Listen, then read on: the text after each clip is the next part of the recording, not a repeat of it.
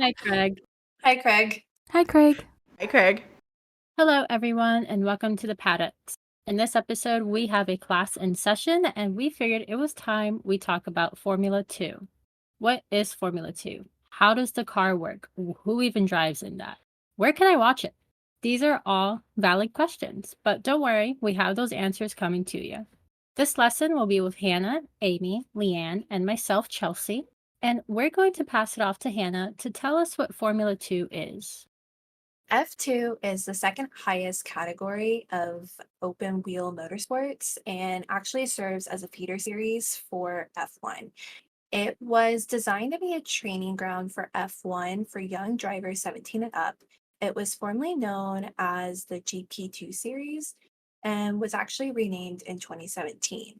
It has also produced talent for F1 like Charles Leclerc, George Russell, Lando Norris, Alex Albon, Nicholas Latifi, Mick Schumacher, and many more, all making the step up of former F2 drivers, paving the way to F1. Formula 2 has a total of 11 teams, and each team has 22 drivers. F2 races take place on the same tracks as F1 cars. 2023 marks the 7th year since the Formula 2 series began. Now, we talked about what F2 briefly is. Let's go ahead and talk about what the car is. So, in F2, essentially all the cars are the same as they are a spec series.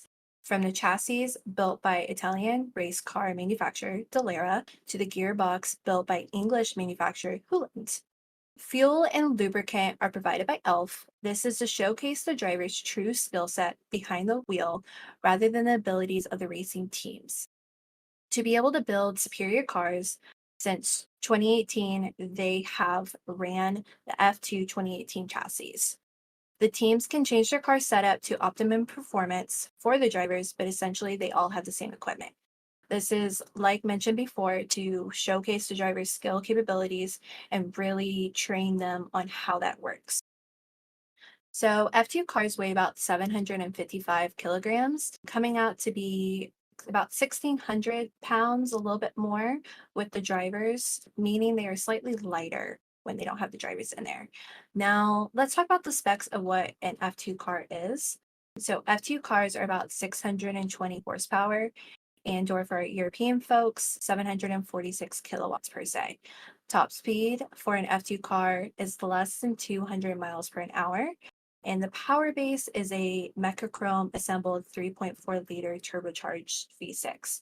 Known fact is F2 is one of the only series that uses turbocharges. And some key speeds in the F2 and what they look like so you can kind of compare is the acceleration from 0 to 100 kilometers slash hour is 2.90 seconds versus 0 to 200 kilometers slash an hour is 6.60 seconds. The safety standards follow the full FIA F1 2017 safety standards with the titanium Halo F1 specification.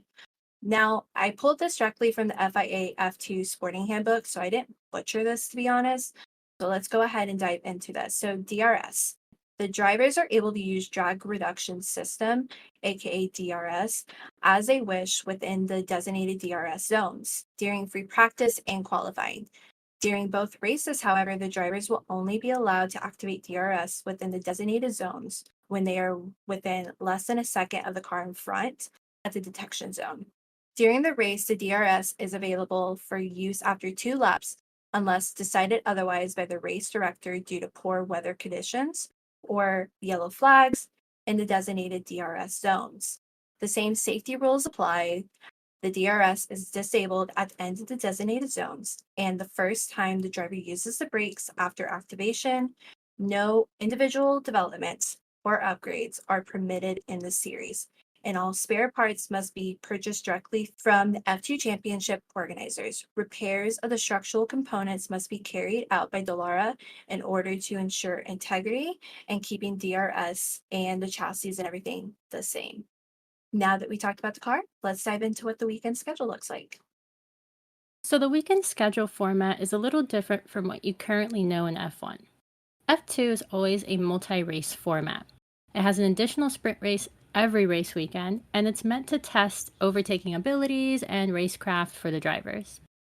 They also have tire regulations that they have to adhere to. So each driver is allocated 5 sets of dry weather tires per weekend. They have 3 prime specification sets and 2 of the option specification. Each driver also has 3 sets of wet weather tires. On Friday, we have one practice session for 45 minutes, and then it's time for a 30-minute quali, and this sets the grid for Sunday's big race. On Saturday, this is our sprint race.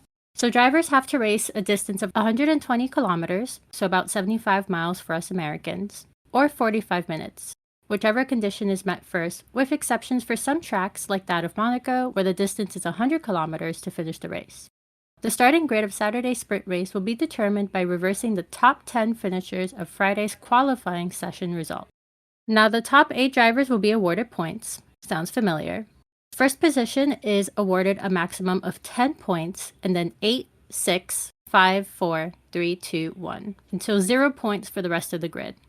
1 point will be awarded to the driver who sets the fastest lap in each race, but they have to be in the top 10 at the end of the race to keep that point. Now, Sunday is our big race day, and they either race a distance of 170 kilometers, or again, 205 miles for us Americans, or 60 minutes, whichever comes first. They have 1 mandatory pit stop, and the fastest driver gets the point if they're in the top 10 finishing. For the Sunday race, the top 10 finishers will score points like the sprint race, but a little bit different. From first getting 25 points, then working downwards from 18 to 15, 12, 10, 8, 6, 4, 2, and 10th place getting 1 point. Now, a fun fact on quality day for the person who takes pole will be rewarded 2 points as well. And then also same like Chelsea said for fastest lap and etc. Now, well, we've given you a little bit of background on what Formula 2 is and what their weekend looks like. Let's get into teams and their respective drivers. Now, I'm going to go through the teams. I'm starting off with my favorites in no very particular order. We start off with MP Motorsport, and that has Dennis Hauger, who's a junior team, Red Bull junior team driver. He is in P9 with 82 points, and then his co-driver or teammate is Jehan Daruvala, who is a former Red Bull Junior team member. He's in P12 with 53 points. We move on to Rodden Carlin with Zane Maloney and Enzo Fittipaldi. Zane is in P10 with 78 points, and he is a Red Bull Junior team member. And Enzo is related to Emerson Fittipaldi, who is a 2-time F1 champion, and he is sitting in P7 with 98 points. Moving on, we have ART Grand Prix with Théo Pourchaire, who's in P1 with 168 points. And he is actually Alfa Romeo's test and reserve driver. And then Victor Martins, who is his teammate, who's in P5 with 120 points, who is an Alpine Academy driver, for those who don't know. We've got Prema Racing, who has Frederick Vesti, who is a Ferrari driver Academy, and P2 with 156 points, and Oliver Ollie Bierman in P6 with 102 points, who is also a Ferrari Academy driver. We have High Tech Plus 8, which has Jack Crawford in P13, 39 points, and Isaac Hadjar in P15 with 39 points. Got Doms, which has Ayuma Iwasawa in P3 with 134 points, and Arthur Leclerc in P14 with 39 points. Then we have Trident Racing, which has Roman Stank and Clement Novalak. Roman is in P17 with 13 points, and Clement is in P19 with 2 points. Some people may know who Clem is. If you are a Screaming Meals fan, that's probably where you've heard him. I'm forever a Clem girly. Chelsea is going to finish out the rest of the drivers and teams on the grid before we circle on to the teams shakeout and standing. Next, we have Invicta Virtuosi Racing with Jack Doohan, Alpine's current reserve driver, and he's actually P4 with 130 points. Next, we have Omri Cordell. He currently has 0 points and is P21. Next, we have PHM Racing by Sharos with Roy Nissany, who is currently P20 with 0 points, and Joshua Mason, who is P23 with 0 points. Next, we have Van Amerfoot Racing with Richard Verschow, who is currently P8 with 84 points, and we have Juan Manuel Corral, who is P18 with 12 points. We are big fans here in PGP for him. And last, we have Campos Racing with Kush Maney, who is P11 at 56 points, and Ralph Boschung, who is P16 with 35 points. Now, as Chelsea mentioned, Joshua is currently in P23. He actually is like brand new to the F2 grid. He replaced American driver Brad Benvenides, who's actually from Fort Lauderdale. This came out on July 27th that Joshua was going to be coming in. He's like super new to the grid, which is why he's quite so low right now. But I'm really excited to see what the season brings for him. Now, I'm going to go through the team standings so far this season, where everybody's lined up, and kind of just give you the lay of the land. So, P1 with 288 points, we have ART Grand Prix. P2 with 258 points, we have Prema Racing. P3 with 178 points, we have Rod and Carlin. P4 with 173 points, Doms.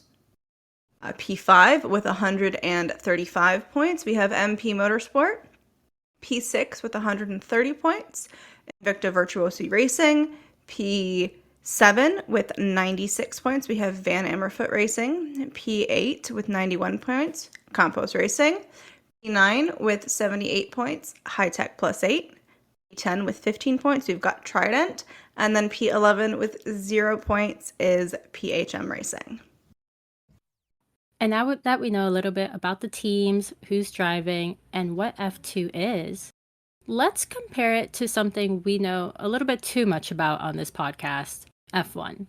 We figured comparing it would make it a little easier for our listeners to get an idea of what F2 kind of is like when you're watching it. So speaking about watching, the first thing I'm going to talk about is their popularity. Now, obviously, F1 is way more widely watched and followed than F2, but the races are broadcasted in over 200 countries, so of course it's going to attract millions of viewers around the world. Don't worry though, F2 has its dedicated fan base, including a few of us, and to be honest, I see it growing pretty steadily, especially with social media now. Of course, we do have to note that F1 is what many call the pinnacle of motorsports, but F2 does create a solid amount of legends that join the grid, so I think it's something fun to keep an eye on. So, one of the key differences between F1 and other Formula racing series is the level of technology and engineering that goes into the cars.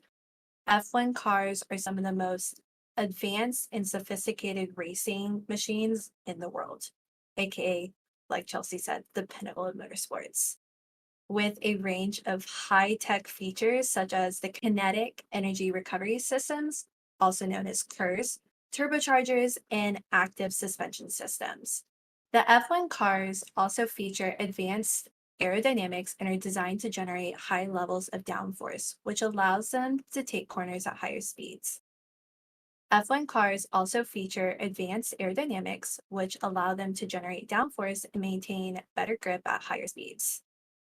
The cars also feature advanced aerodynamics that are designed to generate less downforce than the F1 counterparts. They also feature simpler aerodynamics than F1 cars, which allows for closer racing and more overtaking opportunities.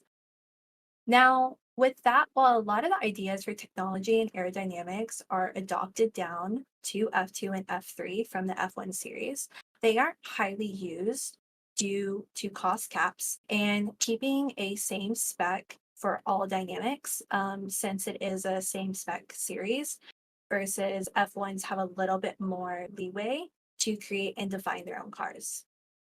Now, as Chelsea mentioned previously, F2 is not as highly watched by everybody. So if you do want to watch an F2 race, you can actually watch it on the F1 TV app, and also you can get it on ESPN. You've got ESPN Plus. You can actually watch races I think it's always fun to just watch them. Sometimes they're before an F1 race, so you can just turn it into a weekend full of complete inner motorsports, which is always a little fun if you ask me. Now, we do see a lot of similarities. Like Hannah mentioned, F2 does have the ability to use DRS, which F2 adopted in 2015, and they use the exact same activation points that F1 uses at each of the tracks. One of the closest similarities between F1 and F2 is the tires that they use. They're all manufactured by Pirelli, of course, though the F2 tire, while close, it doesn't offer the same level of grip as an F1 tire, which you'll always notice the boys complaining about. And for anybody who's a Screaming Males fan like myself, you've definitely heard the boys talk about all the tire deg issues. The F2 tire also is a little bit different because they use an 18-inch diameter rim. But F1 in the 2022 regulations, they moved from using a 13-inch diameter rim to using an 18-inch rim, meaning both series use even more similar tires than they used to, though they do differ in the makeup of the tire itself. And anybody who's listened to our previous episodes, you've heard me talk about how I love the sound of a good engine. One of the things that I noticed pretty quickly when I started watching F2 is that you can quite literally hear the engine sound different from an F1 car. Granted, this is due to the engines being different, as Hannah mentioned. F2 all use the same engines, whereas F1 cars are from different manufacturers. They've also got different levels of power than the one that goes into an F2 car. F1 cars are much more powerful. F2 cars only get about 1,000 horsepower. The top race speed for an F1 car, as Hannah mentioned, is over 230 miles an hour. So if anybody's like me and has oddly sensitive ears or a music background, you'll probably notice the difference just by listening to the cars go around the track, which for me is just kind of a fun little tidbit to pick up on. Yeah. And honestly, speaking of fun tidbits, we got a lot of fun info for you. Now, one of the first things I really wanted to point out was what F2 does for F1 drivers. Now, F2 is like the pathway to Formula One, and they do this with super license points. For many, the point of joining F2 is to kind of continue that journey in motorsports, and how they do this is along the races when they're competing, they'll earn credits or points that will add up and allow them to qualify as a skilled enough driver. You don't see this, but I'm doing air quotes. I don't know why. And that will help them compete in F1. So for the FIA Formula 2 Championship, there are license points awarded based on your position at the end of the season. And while we talked about the pathway from Formula 2 to Formula 1, I recently found out about something, and it's a docu-series that was first launched in January of 2020, Formula 2's first ever docu-series called Chasing the Dream, where it brings fans right into the heart of the junior racing series. With unprecedented behind the scenes access that you actually don't necessarily see in Drive to Survive, the series acts as though they are a fly on the wall. Format that allows the championship's brightest talents and us to see their stories, showcasing the drivers and the teams that kind of bring the paddock to life, per se. For 2023, Chasing the Dreams cameras will actually allow more access than ever before following the season as it unfolds. Episodes are actually released every Wednesday following a race weekend, and all episodes are available to watch on the official F1 YouTube and F1 TV, and they're actually currently on season 5. Fun fact. So you have a lot that you can kind of catch up on, and I'm currently on episode 2, so I'll let you know how I like as I go on. And I will be happy to include that in the show notes for any listeners that are listening, because I got to episode 1 last night. It was a good one. Really recommend it, especially if you're learning about F2, because, it's kind of comparable to DTS, just less budget. However, you can also follow the sport by checking out their social media or their websites. So we have Twitter, we have Facebook, they have each team and driver, most of them have their own personal website that kind of keeps you up to date with the races and their scoring. So it's pretty easy. You just search up Formula 2. That seems to be their main tag on almost every social media that I was able to find. And the drivers are, of course, also on social media, especially Instagram and TikTok. They're pretty young, and it's a great way to know the grid. Also, you'll get to see behind the scenes, and you get to see into like the paddocks, the garages, the workouts, the race weekends. It's really just kind of fun to keep up with it, especially if you're trying to figure out like who these teams are and who these drivers are and everything that's going on. This is one of the reasons that I love that we do this podcast, because I did not know that there was a docuseries, so I cannot wait to start watching this because I feel like I need to know more. I've followed it along recently, but I don't know stuff from the past, so that'll be kind of fun to go back and learn about. Now, to continue on with learning about a little more behind the scenes of F2, I highly recommend, as I've mentioned before, that you check out Screaming Wheels podcast. They are actually all run by either current or former F2 drivers. So we've got Clement Novalak, who's a current F2 driver on the grid. We have also Callum Ilott will occasionally make an appearance. He's in IndyCar now, but he is a former F2 driver. And then Marcus Armstrong, who is also now currently in IndyCar, is a former F2 driver. And I just highly recommend it. They've done episodes with J.M. Correa and Jack Crawford. And I think it's a fantastic way to just learn a little bit more about the drivers' histories, really see their personalities come through. It's also just a really good laugh. If you need a giggle, I highly recommend it. If you want some really good F2 photos, or just Formula One photos in general, I highly recommend that you follow the Parc Ferme account on IG. They are technically a creative agency and a lifestyle brand, but they a lot of really good shots of the drivers on the grid and their garages while they're racing. It's just fantastic, and I love when I get to see their content come up. But they've recently been spending a lot of time on the F2 paddock and with the team, so they've just got a lot of good content if you are someone like me who loves looking at pictures of race cars and drivers. Now, going into our pre-outro, we want to highlight a fun fact of the day about Formula 2. So our fun fact is actually a quick history lesson / no to. So Formula 2 originally was first known as Formula B and was created in 1948 as a smaller and cheaper race series before becoming GP2 to the now F2 series it is today. That's another motorsports in the books for us. I cannot wait to talk more F2 in the future, like season 2 for us at PGP. What would you like to hear from us regarding F2 next season? Let us know on our socials. Everywhere we are at Paddock Girls Podcast, except for Twitter. There you can find us at Paddock Girls Pod. And also, don't forget to share, rate, and review the podcast wherever you listen, like Apple Podcasts, Spotify, whichever you choose. The countdown to Lights Out continues. 23 days to go. Thank you so much for joining us in the paddock. See you next time. Bye, Craig. Bye, Gregory. Bye, Craig. Bye, Craig.